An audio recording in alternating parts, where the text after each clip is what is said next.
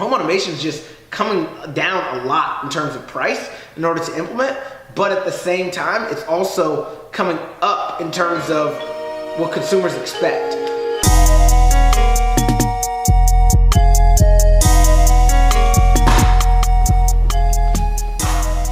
Hey, how's everybody doing? Today I wanted to get on the channel and talk a little bit about ideas for smart homes for Jersey City builders and developers. So if you're from New Jersey, from New York even, you've probably heard a lot about what's happening in Jersey City. There's a ton of development happening, new buildings going up, and the mayor actually said that in 2016 it was going to potentially be taking over Newark as the #1 city in New Jersey in terms of population. I don't know if it has yet. It's only January 3rd, so not sure if the census is out. But regardless, that's very, very interesting. Also, with that, there's a lot different demographic between Jersey City and Newark, in that the socioeconomic status of Jersey City is a lot higher. So I wanted to talk about that because with all of these new developments happening, as a builder or developer, you're running into a lot more competitive landscape. And being somebody in the smart home industry, doing installations of smart home products, being one of the hottest topics around developments today, I think I have some good advice and just want to share it with you guys. So this all started for me.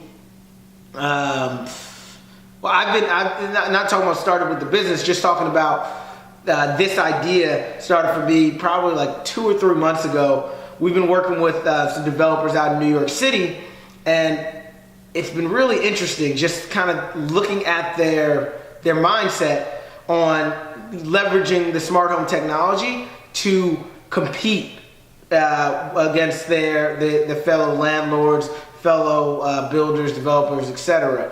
And I think there's some ideas from them that can be brought over to Jersey City, because Jersey City, like New York, is super competitive, and I think it's worth kind of evaluating. So with that in mind, I had some ideas in regards to technology that you guys can implement to help you stand out amongst the competition.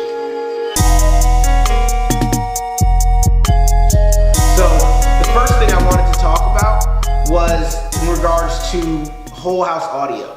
I think especially when you're at the building phase, so all the walls are open, or if you're doing a renovation, so you've opened up the walls, doing whole house audio is a huge benefit to any home.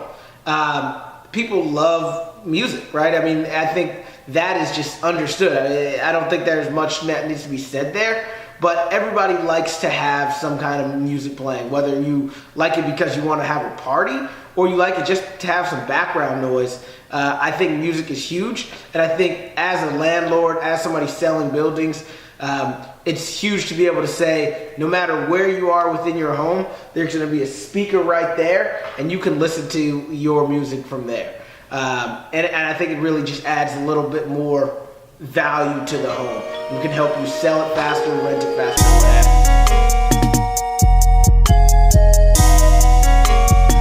Number 2 would be lighting control. Lighting control is something that is becoming a lot more mainstream now. You see it all in a lot of commercial buildings where they will have like touch screens on the wall, and that's how you control the lights. Or in maybe the common areas of larger buildings, like larger apartment buildings, they'll have like a Savant system, Control 4 system like that, or something like that, to control their audio, control their lights. But what you don't see is as much as in actual single unit homes or multifamily homes or in the actual units of apartments. And I think this is something that's going to start coming down the line, especially because home automation is just coming down a lot in terms of price in order to implement, but at the same time, it's also coming up in terms of what consumers expect. Consumers are starting to see lighting control happen more often within their lives. So being able to do things like set scenes, being able to dim the lights from your phone. People want this, and being able to offer it as a option through your home that you're building, through your rentals that you're selling, or even as a contractor doing any renovations is huge.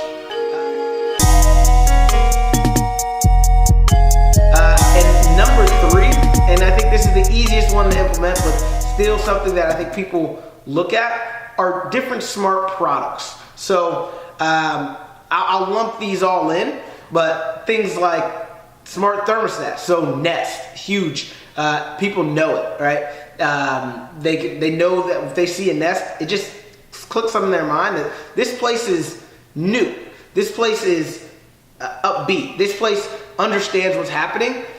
Same can be said for things like smart door locks, so people can easily on their phone open, unlock, and lock their doors from anywhere in the world. So if they have visitors, they can easily do that. If they want to Airbnb their place, they can easily do that. Things like that. And then lastly is the smart shades. This is something that in New York, the developers that we're working with are looking at doing this, but maybe you do, maybe you don't, but definitely something to think about is the idea that people can control their shades based on a timer, based on their phone, however they really want to look at it, right? So if you like sleeping in pitch black dark, the shades automatically come down at 10 p.m.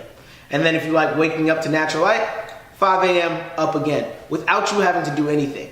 The same could be done with, let's say you're going on vacation for a week and you want people to think that you're home. All of these different systems can work together so that the shades can come up at certain times during the day. The lights are mimicking the way that you interacted for the last few weeks. So if during of Monday at 2 p.m. you happen to come home early from work and the lights came on, the lights will do the same even though you're not home. But Tuesday was different, the lights didn't come on at 2 p.m., they won't come on at this time. So it's not a timer on the lights or a timer on the shades. It'll give you the ability to be a lot more intelligent with the mimicking of how you're using it and acts as an extra security. So just some extra ideas on how people can start to use smart home automation, especially in these competitive markets like Jersey City, like New York City. Hoboken, I know, is a big one in New Jersey as well. But this is specifically for the Jersey City renovators. There's a lot of construction happening there. Jersey City developers, Jersey City builders, a lot of construction there. A lot of people you're going to be competing with. So here's some ideas to go get after it and beat that competition.